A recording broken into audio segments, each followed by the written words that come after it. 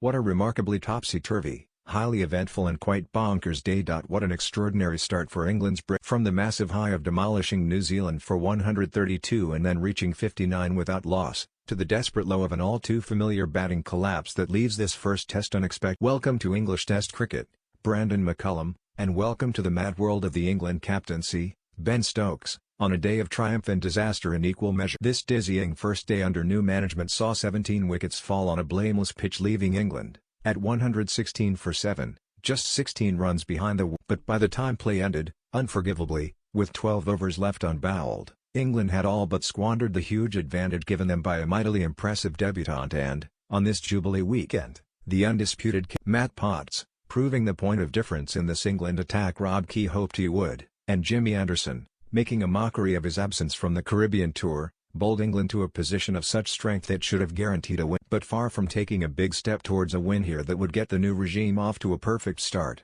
England found themselves very much on the back foot when 6 wickets crashed for 25 after Zach Crawley and Alex Lees had begun productive. It was a day of poignancy and emotion, too, from the moment Stokes eschewed tradition by not wearing his blazer at the toss, donning a shirt paying tribute to one of England's great batters in Graham Thorpe, who remains seriously ill, and then, after 23 overs of the day's play, players and umpires lined up alongside the Lord's pitch to pay tribute with 23 seconds of applause for the late great Shane Warne, who was also honoured by Sky naming their commentary box after him. This was a very different England side, in the field at least, from the one who had won just one of their last 17 tests and crashed to those defeats in the Ashes and the Caribbean that led to sweeping changes in senior personnel. Right from the start there was a purpose about England as Anderson and the also returning Stuart Broad slipped straight back in the old route. Johnny Barstow supported them with 3 sharp slip catches to rip out Will Young, Tom Latham, and Devon Conway. Then Potts, hitting the right spot at a brisk pace from his first delivery in first-class cricket at Lord's, sent England into dreamland by claiming the key wicket of Kane Williamson with his 5th ball and then sending back Daryl Mitchell and Tom Blow. When Anderson, who did not concede a run until his 26th delivery, returned after lunch to have Kyle Jamieson caught trying to hit New Zealand out of trouble, the world champions were 45 for 7 after winning the toss and seemingly and only the loss of Jack Leach,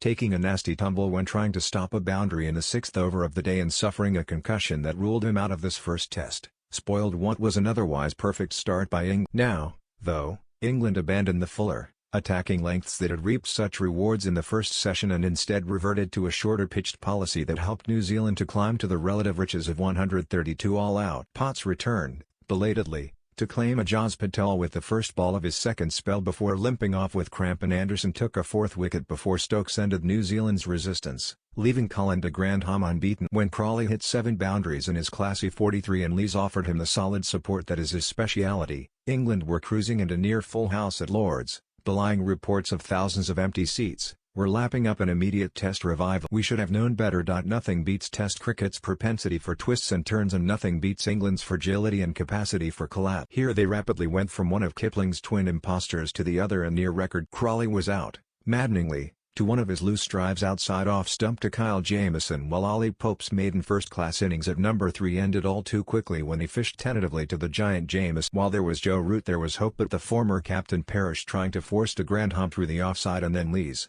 taking guard well outside off stump, was unlucky to be given LBW by umpire Michael Gough to one from Tim Southey that would just have clipped his leg. Cometh the hour, cometh the new captain, but, after being rapturously received by the Lord's crowd, Stokes edged a beauty from Southey and Barstow fell trying to force loosely through the day when Potts took 4 wickets and took 2 catches at long leg ended with him walking for a duck after gloving Trent Boult to Mitchell before Ben Foakes and Broad just about hung on to the close. Only Anderson, in his record-equaling 26th test at Lord's, and Matt Parkinson, who hot-footed it down the M6 after being called up as England's first concussion substitute, remain, and England were left to wonder what had just hit them. Yes, there was swing from the Duke's balls hand-picked for the occasion by their owner Dilip Jodogia after criticism of them in the early weeks of the season, throughout the day, but this was a case of good bowling and very fragile batting from both teams. Much more of this and McCullum's famed calm and level-headed methods will be severely tested. For now he will just, along with Stokes, have to rally his troops to go. It cannot possibly be as eventful as this first day of Test cricket this summer.